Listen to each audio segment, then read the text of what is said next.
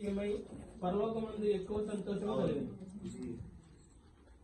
విషయం ఏంటంటే ఇక్కడ 3 విషయాలు చెప్పాను. ఒకటేంటంటే అనేక స్వదేశించారు. ఒక పుట్టినందుకు ఎవరో మీకు చదివితే అర్థమవుతుంది. ఎవరు పుట్టినందుకు అనేక స్వదేశించారు అంట.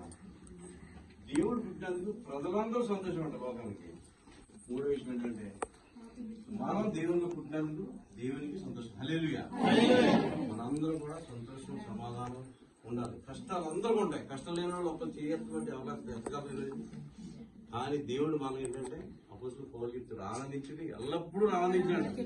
కష్టాల్లో నష్టాల్లో బాధలో మనకి అనేక సమస్యలు ఉంటాయి. మనుషులకు పుట్టాడు సమస్యలు. మొన్న ఒక అతను కొత్తగా దేవుళ్ళలోకి వచ్చి అతను ప్రశ్న అడిగాడు. ఏమండి దేవుళ్ళలోకి వస్తే కష్టాలు ఉంటాయా అన్నాడు. ఎన్నో కష్టాలు ఉన్నాయంట. నేను చెప్పాను కష్టాలు ఉంటాయి, ఇప్పుడు ఉంటాయి, మేబీ ఇంకా ఎక్కువ అవ్వచ్చు, కానీ కష్టాలు తట్టుకునే శక్తి దేవుడు పంపిస్తాడని చెప్తున్నాను. మనందరం హ్యాపీ, చాలా సంతోషంగా నాకు